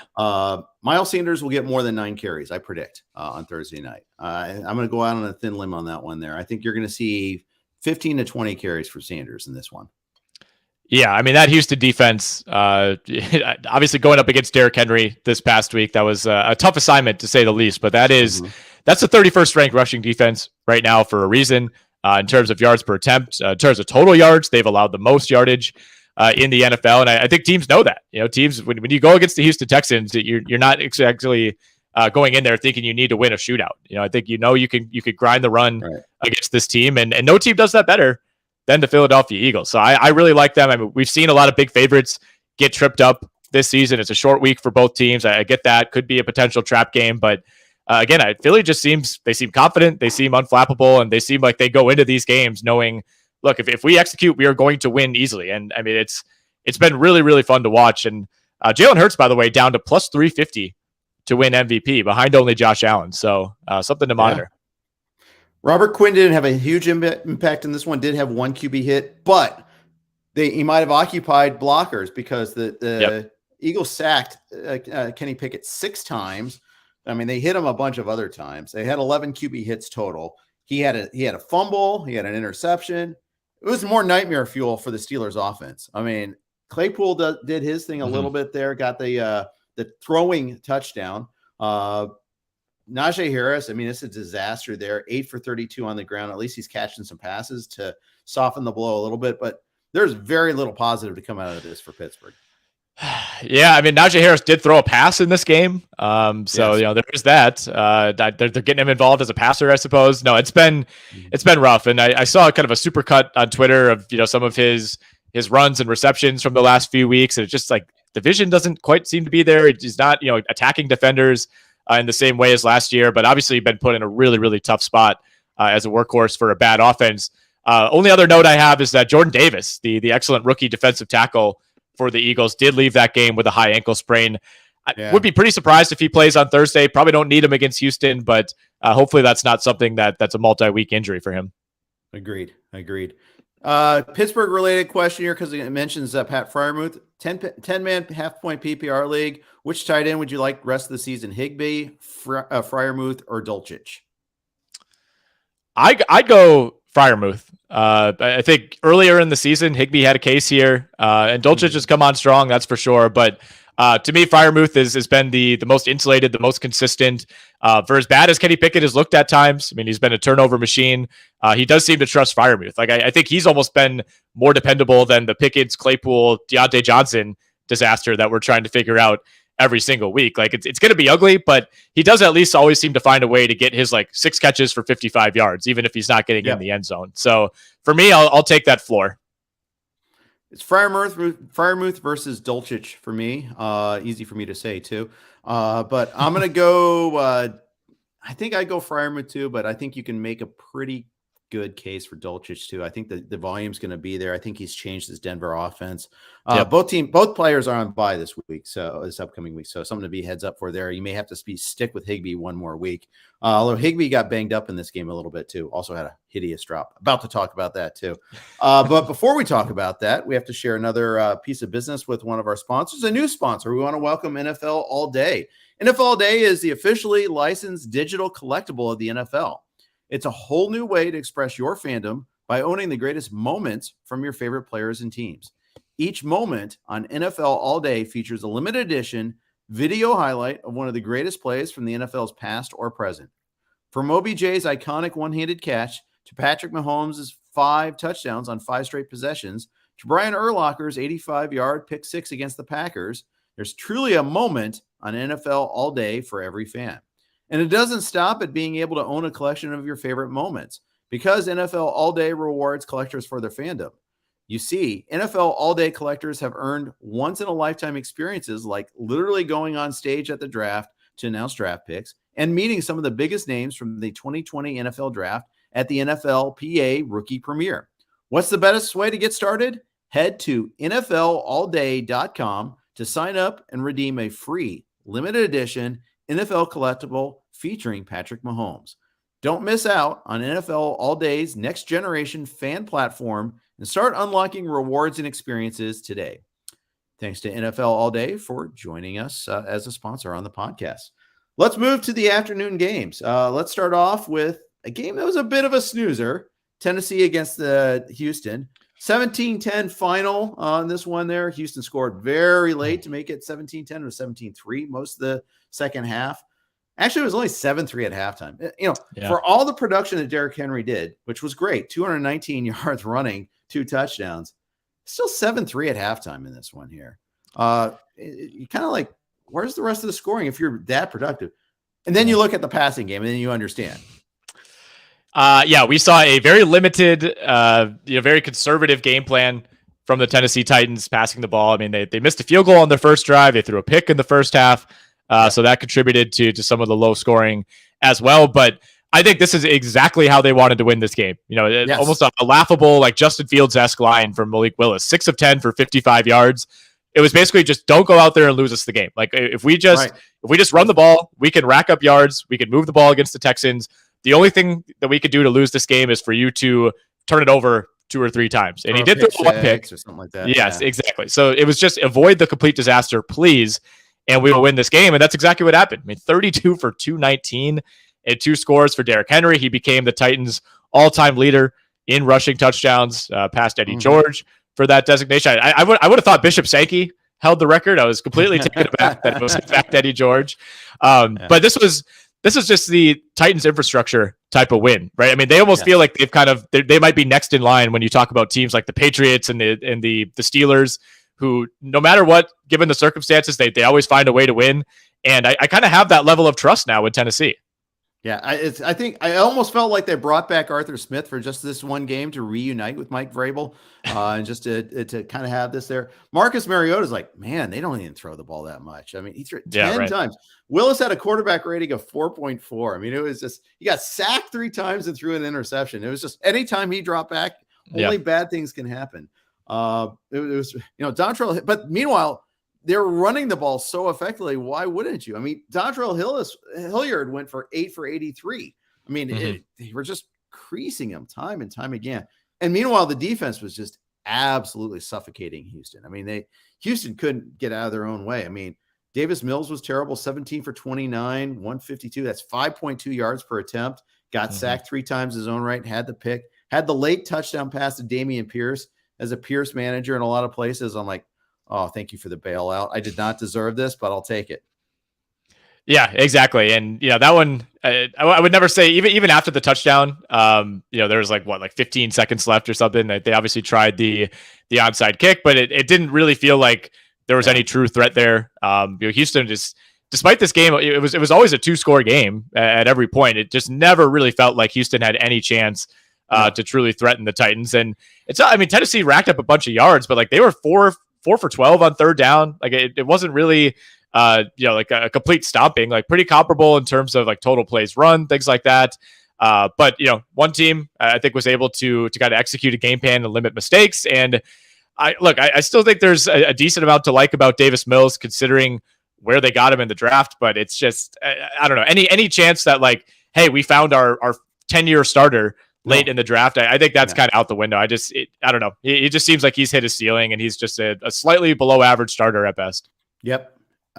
He would dream to be Kirk Cousins. That's not going to happen. Yeah, that's not happening.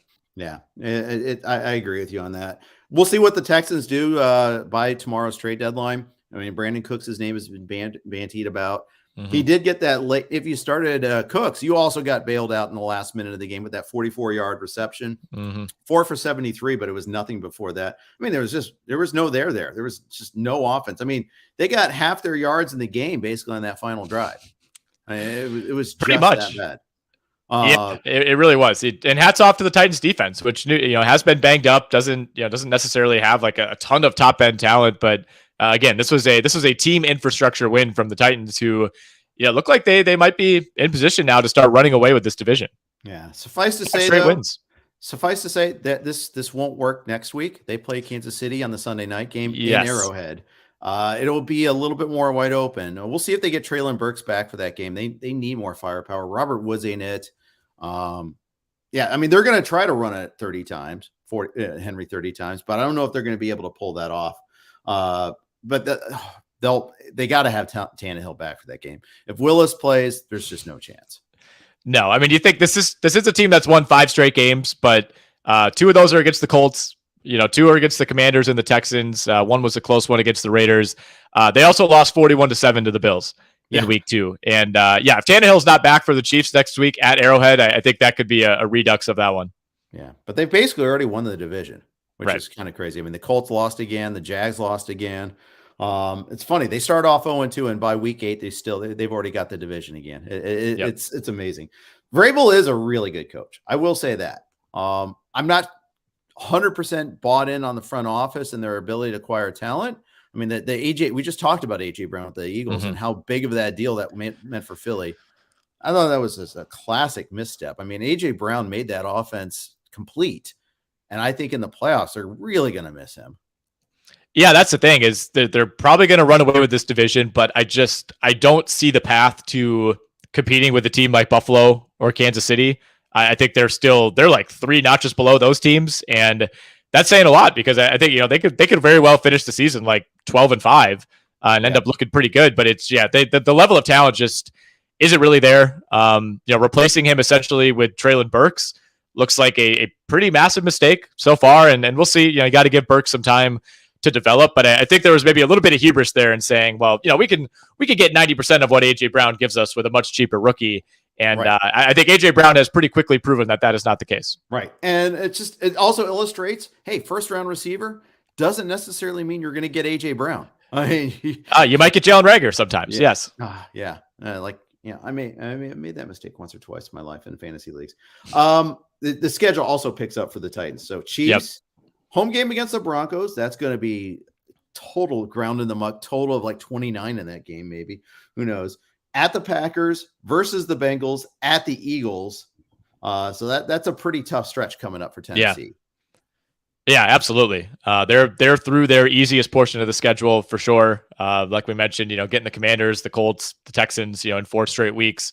That certainly helps. But yeah, they're going to be tested. I mean, it's not totally over in the AFC South, but it's just hard to imagine a team like Indianapolis, that just lost to the Washington Commanders, which I think we'll talk about next. Like they seem dead. The Jags are obviously dead, and the Texans are the Texans. So I think by default they'll probably end up backing their way into it. But yeah, I mean, 4 of these next 5 very, very losable games when you look at the Chiefs, the Packers, the Bengals, and the Eagles. And then the Broncos, who knows? I mean, that'll probably be a 19-17 type of game. Yeah, I agree. Unrelated question. I'm going to go ahead and take this because I think it's an easy answer. Elijah asked, do I receive Dalvin Cook and Jalen Waddle for Justin Jefferson? Would you do that trade, Nick? I mean, it depends what you have at running back, but probably I think I would. I mean, as much as I love Jefferson, there hasn't been like a massive drop off to what Waddle has given you this year, and I think upside wise, they're fairly similar week to week, and you're adding a borderline elite running back in Dalvin Cook, so I'll take the 2-for-1 side of that.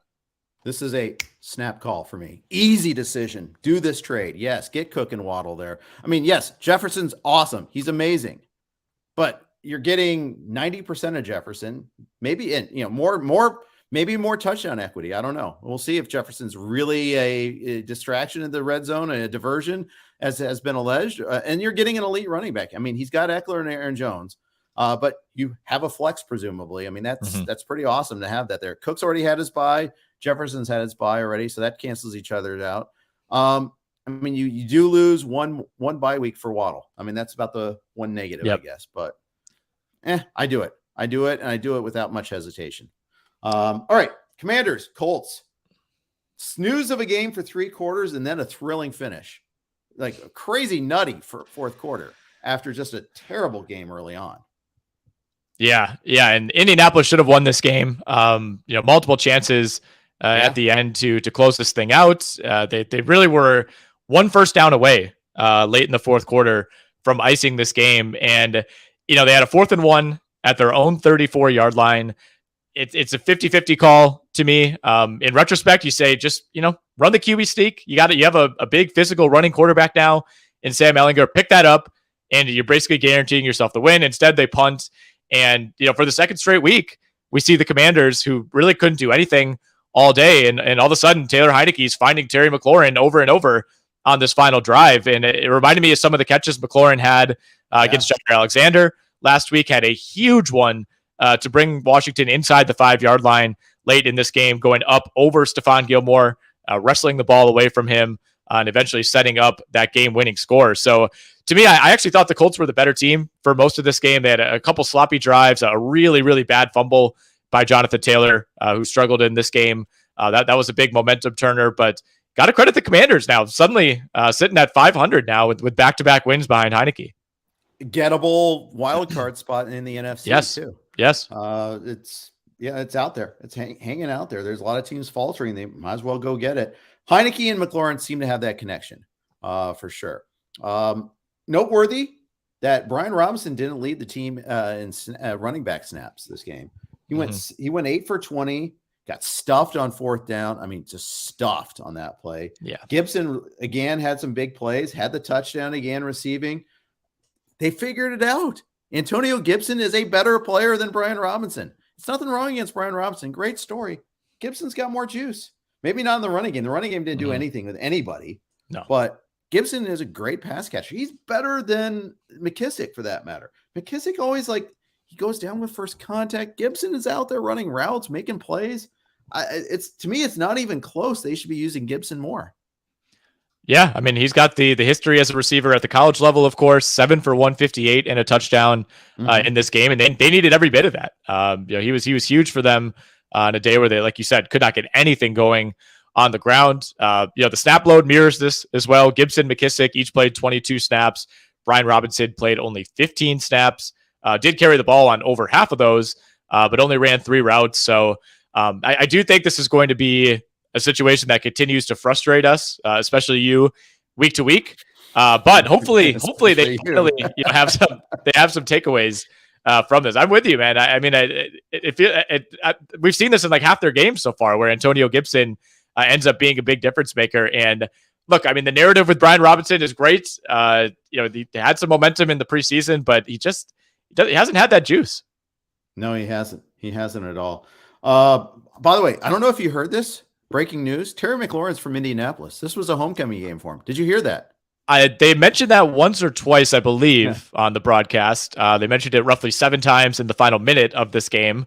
Yes. But yeah, I mean, another big game for McLaurin with bad quarterback play. He's proven himself to be at least somewhat quarterback proof, at least on that next tier of receivers beyond the true elite guys.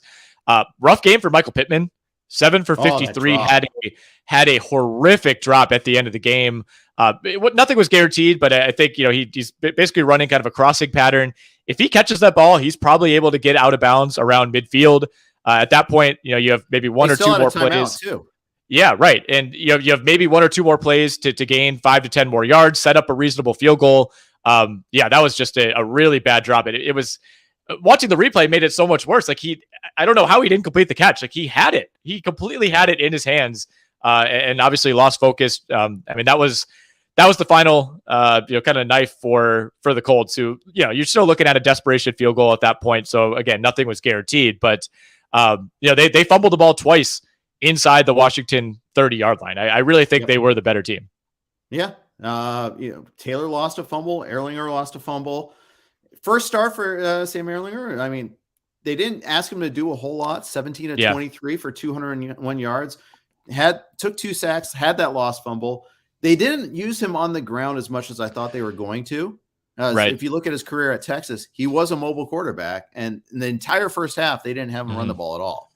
Exactly. He was a mobile, RPO quarterback. A guy who's comfortable running between the tackles. I thought we'd see a lot more of that. We did not. He did deliver some nice throws in the second half of this game. It felt like they opened things up for Ehlinger a little bit, but yeah, very conservative early on, which I kind of felt like this was we have nothing to lose type of move by the Colts. I was hoping they would kind of unleash Sam Ehlinger a little bit more, but they kept the training wheels on at least in the first half, but did have a long completion to Alec Pierce in the second half. That set up a score and had a long one to Paris Campbell as well. So overall, you're not blown away certainly by Sam Ehlinger, but I think he was fine. I think he was completely fine. Yeah. Taylor missed some time, had to have that ankle retaped. Thought that maybe he'd come back. He might be held out, but then he did come back in the second half. But like you said, wasn't great. Had that one long run, 27 yards. Otherwise, he was like 15 for 49. So you don't take away a best play. You just don't do that. But at the same time, if you do, he averaged 3 yards a carry in his other carries. And he's not a part of the passing game. That's the thing I don't like. Only 1 target in the passing game. Yeah, I think it was listed as observation said, it's got to be one of the biggest 1-1 busts of all time in terms of, somebody who is basically the unanimous number 1 pick in most leagues. And you can't even point to injuries with Taylor. Did miss 1 game, but he just has not been the same guy. The yards per carry average is down well over 1 full yard compared to last year. He has 1 rushing touchdown on the season. Of course, had 18 a year ago. He's already lost more fumbles than last year. It's obviously, the Colts have taken a step back as a team, but you talk about another guy who hasn't had that same juice. Yeah, for sure. Talk about taking a step back as a team. The Rams, I thought they were the better team in the first half of this game against the Niners, but oh my gosh, the second half was just a disaster, unmitigated disaster for the Rams. What the heck happened here? This, in some ways, I think mirrored the effort that we saw from the Bucs this week, where it looked like they had come out of the bye with some juice. They put together that 17-play touchdown drive in the first quarter. You're thinking, okay, Allen Robinson is more involved. Like it looks like a Rams team that was more prepared and had a little more talent on the field than we've seen in previous weeks. They score again in the first half. They're up 14-10 at the half, and everything came crashing down. I think defensively, the wheels really came off in the second half. They allowed 3 straight touchdown drives at one point to the 49ers, who, Christian McCaffrey, I think, will be one of the biggest fantasy stories, of course, coming out of this week. No Deebo Samuel. He runs for 94 yards and a touchdown. He catches a touchdown, has 8 catches for 55, also throws a touchdown in this game.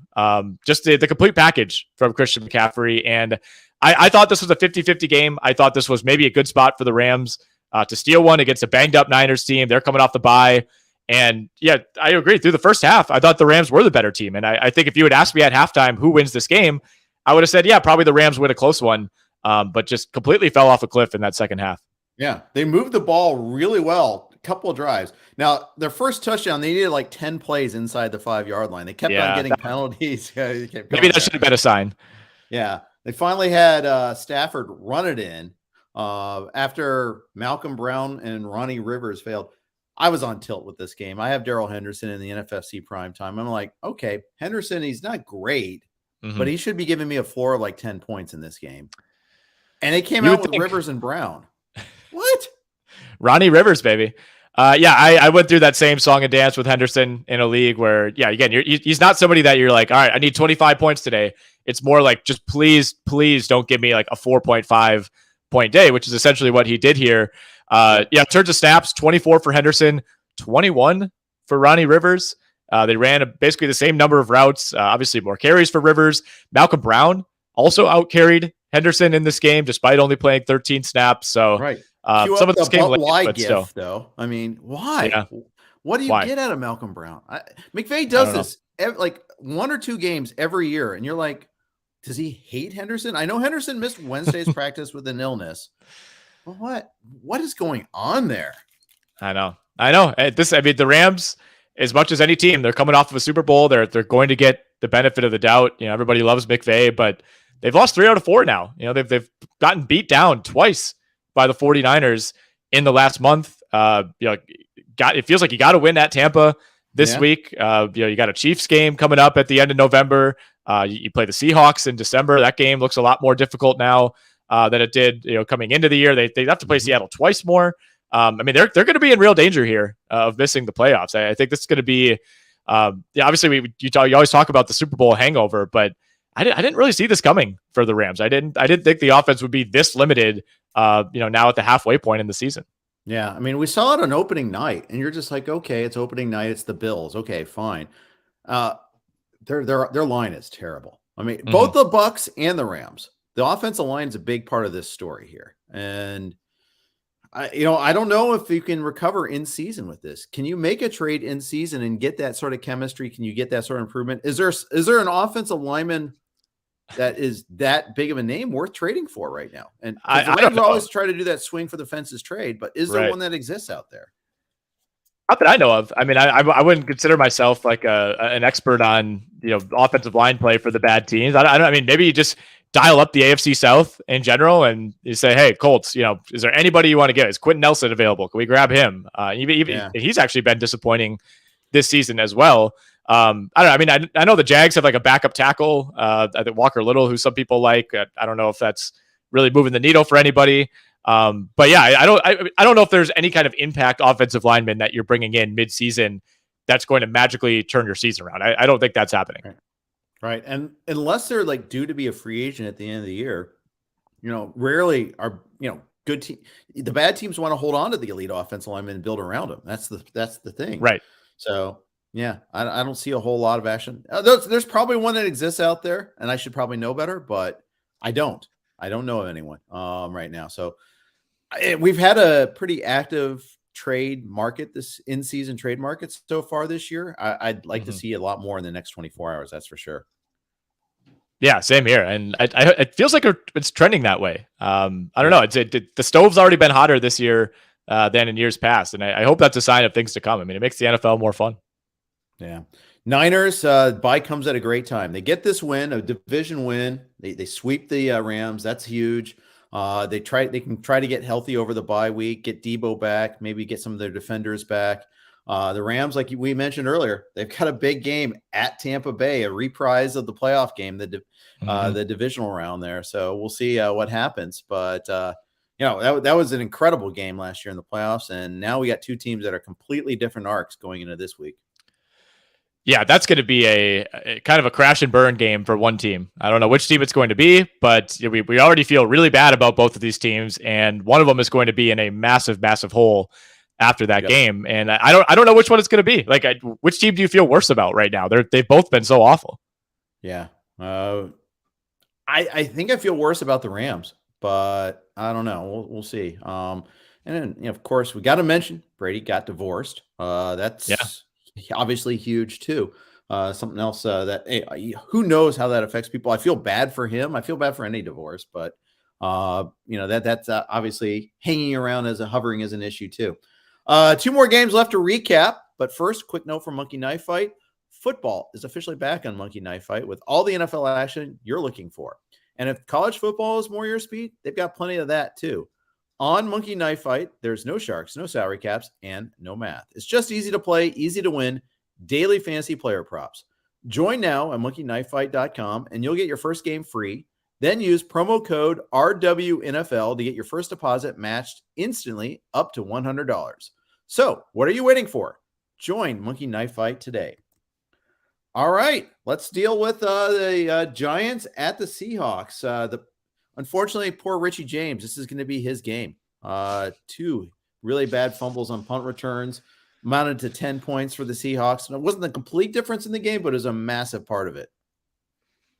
Yeah, it really was. And Seattle, it felt like was in control of this game for the most part throughout. You can't pin it completely on Richie James, but those are killers. I mean, for it to happen once and then happen again, the second one was pretty much the death knell for the Giants. I think Seattle ended up taking over at like the Giants 30-yard line. They immediately get a big play to Noah Fant, and all of a sudden, Kenneth Walker's running it in for a touchdown one play later. And at that point, it's 27-13 with 5 minutes left.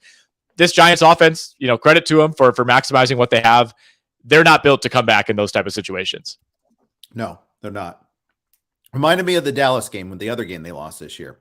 Once they fell behind, you knew they were in trouble. Yes, exactly. And I mean, again, you got to tip your cap to Geno in this game. Played really well.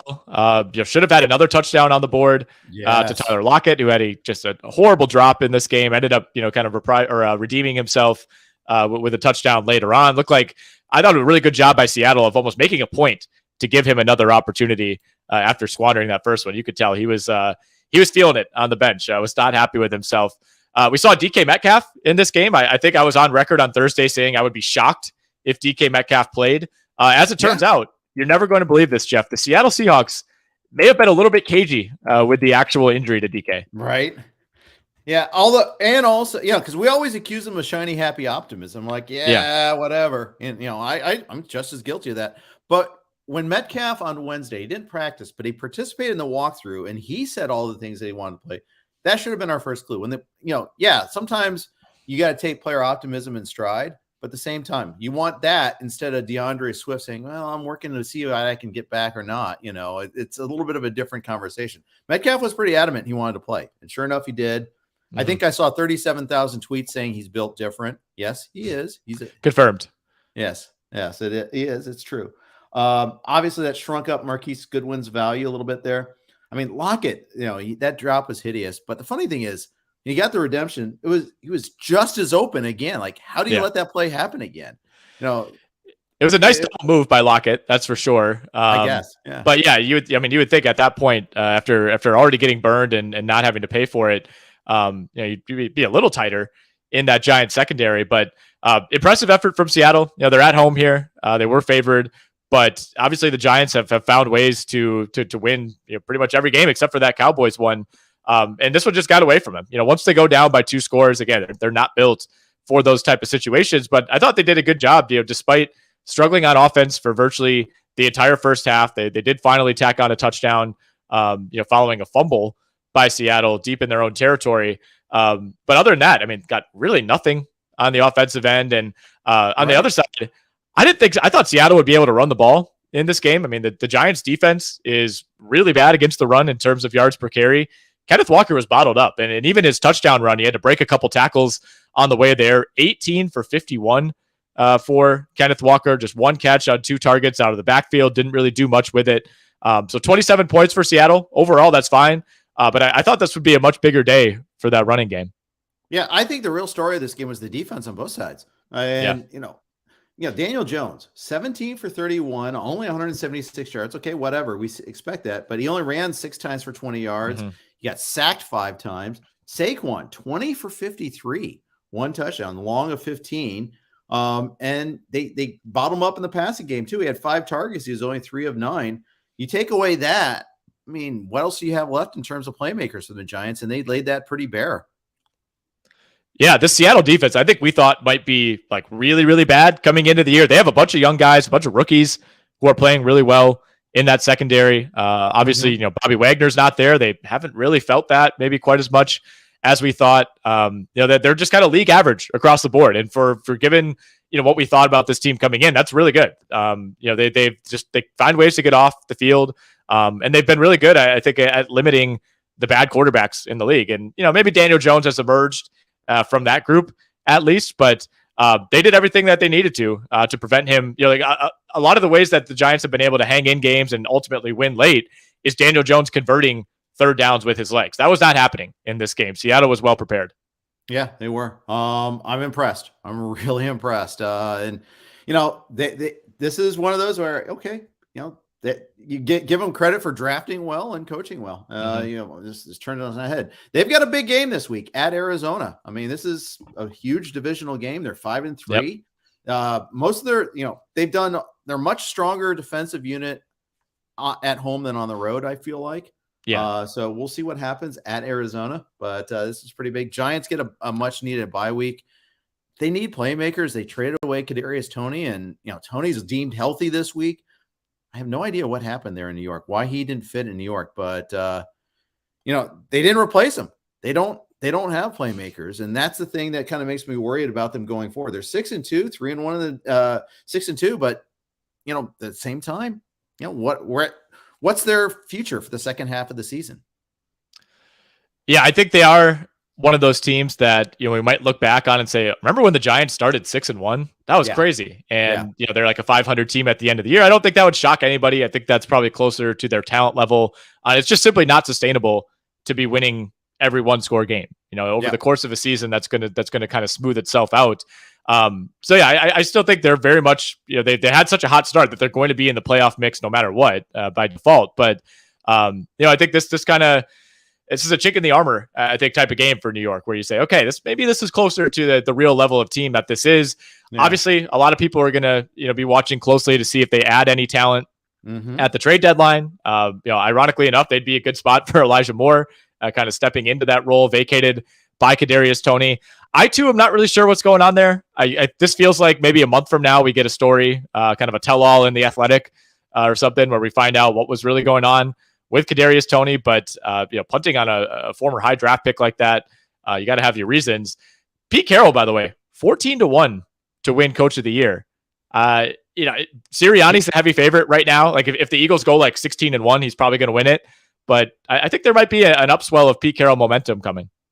And I'll be honest, I thought it was like 14-1 he gets fired this year going into the season. So sure, completely wrong about that one there. I thought Seattle was not just bad, but I thought they were going to be special bad, and they're not that. They're certainly not that. One last game, Buffalo beating the Packers.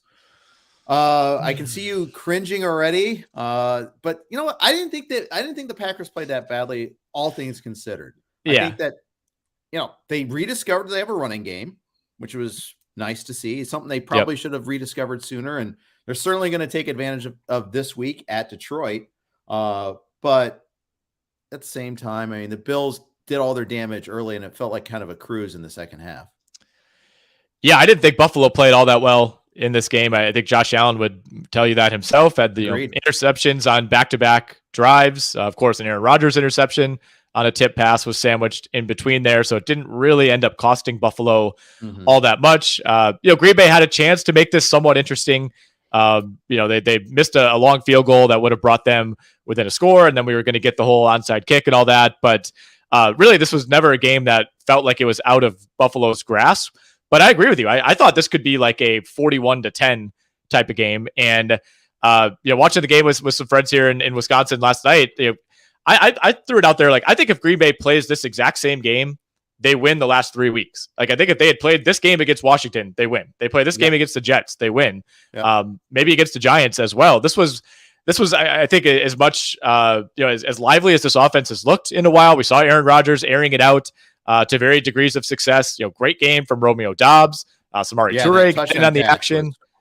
Yeah, that was a vintage Rodgers throw. He's moving around in the pocket, he's spinning around, and he just launches one to Toure in the back of the end zone. Robert Tonyan played well as well. So I don't know. Like, there's even that shot late in the game when it was clear Buffalo was going to win.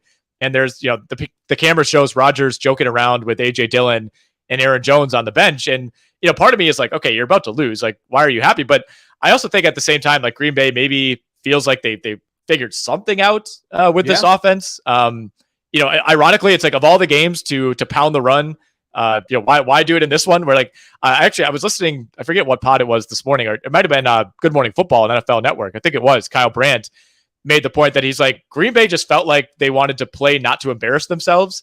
So they were like running out the clock basically in the second half, and they were moving the ball. But yeah, it was basically like they were just really happy to only lose by 10. And I do kind of agree with that coming out of this game. But I don't know. I still feel like there's a decent amount of optimism around this team, given the circumstances. I mean, the last 4 weeks have been disastrous, but I think Green Bay, being a veteran team that's been through, the battles before, I do think they feel okay about beating the Lions next week. Rodgers always plays the Cowboys well. The week after that, like, I don't think this is completely off the rails yet. I mean, if they lose to Detroit next week, season's probably over.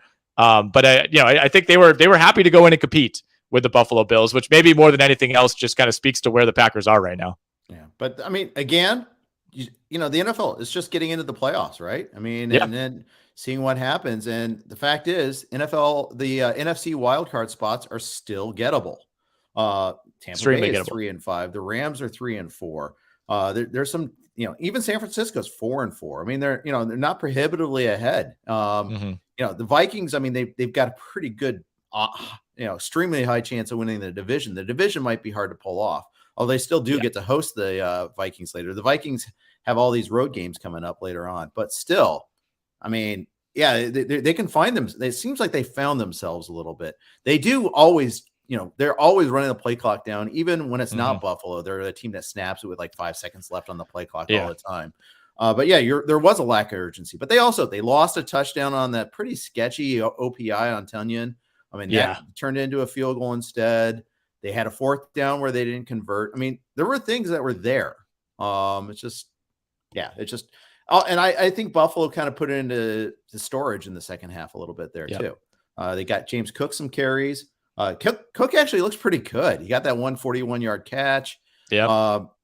He looks like he can play. I was a desperation flex play for me in one of my leagues, but because of injuries and buys, wasn't great, but still. I got some points. I got 8 points out of it. So there's that. Yeah, I think in that spot, you got to be happy with that. I mean, AJ Dillon, 10 carries for 54 yards. I thought this was his best game of the year, which again speaks to how disappointing he's been. But he looked like he was running with a little bit more behind him at a 27-yarder. That's his longest run of the year. Aaron Jones looked amazing in this game. I mean, this was a really impressive game against a great defense by Aaron Jones. Jair Alexander, extremely fired up. It feels like he's becoming like the next Jalen Ramsey with all he was going way out of his way to trash talk Stephon Diggs the entire night. Just kind of unpackers like. Packers have not really had guys that do that in the past. So, some good, some bad. Obviously, you lose the game. Quay Walker was ejected in this game for getting into it with some Bills on the sideline. Yeah. It was a frisky Packers team. I think even though it felt like they came into this game with no chance to win, ultimately, I somehow feel better about the Packers after another loss than I did going into the week. I think that's appropriate. I mean, Alexander didn't shut down Diggs, by the way. 6 for 108 and a touchdown. He did just fine. 8 targets there. Maybe he didn't get as many targets as he would have otherwise because Alexander was on him at times. But I thought the ejection was a little overly over the top. It's just a shove. But I guess you just can't do that. especially because the guy he shoved was just trying to help him up. And I don't know. That was a weird play. It's just maybe there was some verbiage there that I didn't catch, but and that maybe had something to do with it. But it was a little weird, anyways. But anyhow, get well game coming up at Detroit. Should be a get well game. I mean, Detroit's always been frisky at home against them, so we'll see. And Detroit's equally desperate. Buffalo, meanwhile, on the road at the Jets. Poor Zach Wilson. Yeah, this is a tough 2-game stretch here for Zach Wilson. Really a 3-game stretch. I mean, they come out of that win against Denver, that game against Denver with a win, but that was a brutal test for him. And yeah, I think if you're the Bills, you're licking your chops, looking ahead to this matchup, and quietly a pretty fun game against the Vikings 2 weeks from now. You'd expect Buffalo to take care of business at the Jets, but I mean that could be a pair of 1-loss teams at that point, depending on whether or not Minnesota is able to get a win against the Commanders. Buffalo, I mean, they're 6-1. They have this great schedule at the Rams to start the season, a division winner and the number 1 seed, the Titans in week 2. The Ravens, they go and beat the Ravens at Baltimore. They beat the Chiefs at Kansas City. They beat the Packers. They've got the Vikings coming up. They got a Bengals game coming up. I mean, that's also on the road. I mean, they could beat like all the viable contenders in the AFC.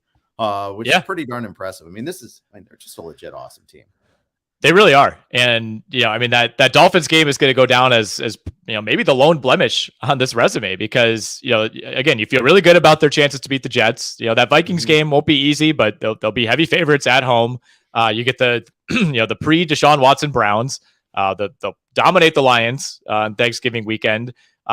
Patriots, never going to be an easy game, but they play the Dolphins again, and then they play the Bengals in week 17. I mean, with how good the Bills are, like they're the type of team that I just don't really worry about having letdowns against the bad teams. I mean, it's the path to 16-1 is very much there for Buffalo. Yeah. Now the question is, will they be in a place there where they don't need it? And they maybe take. But then again, most likely. Do you think they're going to let up against the Pats in week 18? They're not going to want to do that at home. They're going to want to murder, death, kill them. But well, and it depends too on like if Kansas City is keeping pace, like you want that 1 seed in the AFC. So super vitally important. They know that more than anybody. You might need to get to 15 or 16 wins, depending on what happens with KC. And I get that feeling too. That Buffalo is that they're still kind of young enough in their come up as a franchise that I think they want these statement games, right? I mean, how many times has New England had that exact game against them? I think there's and rub their nose into the turf too. Right, absolutely. Exactly. This is not going to be the Peyton Manning Colts, where it's like, all right, let's get some rest and we're just playing for the playoffs. Like, I think this is a team that thrives on, kind of that week to week momentum and just beating teams up. Absolutely. All right. One more game left on the schedule. Bengals and Browns. We'll see what happens tonight. Didn't go the whole reaction podcast and didn't even get to cover my team. So we'll find out. We'll be watching the game while broadcasting on Sirius XM tonight. 8 to 10 Eastern time. Make sure to check us out Monday through Thursday on the channel. Alan will have my back on Thursday. I'll be traveling that day, but looking forward to that. We got Jake and Jode on the Free Agent podcast tomorrow, and I've got Davis Maddock joining me on Wednesday for the Industry Guest podcast on Wednesday. So big thanks to you guys for chiming in the chat. Appreciate everybody for listening, and have a great day. Good luck in the Monday night game if you have any action going in that game. Take care.